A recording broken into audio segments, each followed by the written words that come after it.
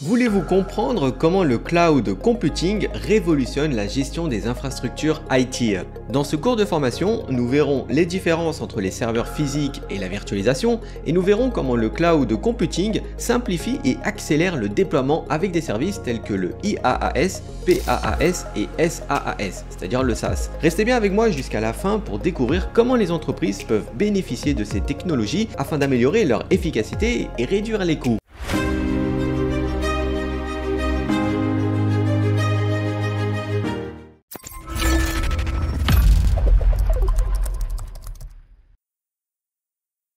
Nous avons parlé des serveurs physiques, de la virtualisation et de la façon dont ces serveurs virtuels et physiques étaient connectés dans le data center. L'une des choses qui n'ont pas beaucoup changé au fil des années, c'est l'organisation du travail. C'est ce qu'on va détailler tout de suite. Disons que nous avons une entreprise avec des milliers d'utilisateurs. Ils ont leur propre data center avec des racks remplis de serveurs et des centaines de machines virtuelles. Cette entreprise possède aussi différents départements, dont un avec des développeurs qui travaillent sur une nouvelle application web. L'un des développeurs souhaite tester ces applications et pour ce faire a besoin d'un serveur web. Le workflow va donc ressembler fortement à ceci. Pour commencer, le développeur va faire une demande au service informatique en expliquant qu'il ou elle a une nouvelle application qui doit s'exécuter sur un nouveau serveur web, et que cette application a besoin du logiciel Apache et d'une base de données MySQL. Ensuite, le service informatique va examiner le besoin et va créer une nouvelle machine virtuelle sur l'hyperviseur sur l'un de ces serveurs. La nouvelle machine virtuelle sera installée avec un système d'exploitation et tous les logiciels requis. Et pour finir, le service informatique n'a plus qu'à livrer la machine virtuelle au développeur qui pourra tester sa nouvelle application sur le nouveau serveur. Ce flux de travail fonctionne bien depuis pas mal d'années. Mais le problème, c'est que c'est un processus assez lent car nous avons un intermédiaire qui est le service informatique. Et plus il y a d'intermédiaires et d'échanges, et plus la livraison peut prendre un certain temps. C'est là qu'intervient le cloud computing qui permet de proposer différents services que le client pourra demander et recevoir immédiatement. Grâce à lui, il n'y a plus d'intermédiaire qui examinera la demande avant de l'exécuter et de faire un rapport. Tout le processus est donc automatisé. Mais ce n'est pas le seul avantage du cloud computing. L'Institut national des standards et des technologies a une bonne définition du cloud computing. On a du libre service à la demande.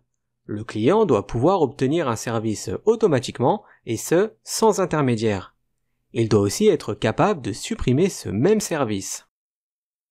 On a un accès large au réseau, c'est-à-dire que le service en question doit être accessible de n'importe où, d'un ordinateur, d'une tablette ou téléphone, et même depuis Internet ou sur des connexions WAN privées. On a une mise en commun des ressources. Le service est donc dynamique et est capable de créer automatiquement de nouvelles machines dans le cas d'un pic élevé de trafic. On a une élasticité rapide, c'est-à-dire que pour le client, les ressources doivent être illimitées. Et on a un service mesuré. Le fournisseur de cloud mesure toute l'utilisation des ressources pour la facturation et la transparence. On va maintenant passer aux différents modèles de services du cloud. Ici, au lieu d'acheter un produit, nous payons un service. Lorsque nous parlons de cloud computing, nous utilisons beaucoup la terminologie en tant que service. Voici les 3 services de cloud les plus courants. On a l'infrastructure en tant que service, la plateforme en tant que service et le logiciel en tant que service. On va maintenant détailler ces 3 services avec des exemples pour chacun. L'infrastructure en tant que service est tout ce qui concerne les périphériques réseau comme les machines virtuelles, les routeurs, les commutateurs, les pare-feux, l'équilibrage de charge et le stockage. Par exemple, Amazon AWS propose des machines virtuelles à ses clients. Lorsque vous créez une nouvelle machine virtuelle, vous pouvez choisir le système d'exploitation que vous souhaitez utiliser.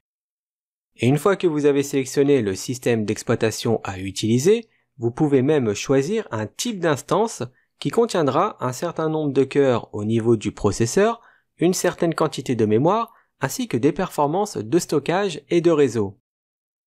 Comme vous pouvez le voir, vous avez même la possibilité de créer une machine virtuelle gratuite. En quelques minutes et après quelques clics, votre nouvelle machine virtuelle sera opérationnelle. Et la suppression est tout aussi rapide. Passons maintenant à la plateforme en tant que service. Imaginez que vous soyez développeur et que vous travaillez sur une nouvelle application web. En tant que développeur, vous n'avez pas envie de vous soucier des détails des machines virtuelles et aussi de l'installation de logiciels. C'est pourquoi il existe chez Amazon une solution de plateforme en tant que service qui s'appelle Elastic Beanstalk. Il s'agit d'une machine virtuelle avec un système d'exploitation préinstallé et tous les logiciels requis pour exécuter son application. La seule chose que vous avez à faire est de télécharger votre application et de l'exécuter. Google aussi a son propre service de plateforme en tant que service qui s'appelle App Engine. Et le logiciel en tant que service est une application que l'on peut souscrire et utiliser immédiatement sans avoir à installer quoi que ce soit. Tout se passe par le web dans le cloud.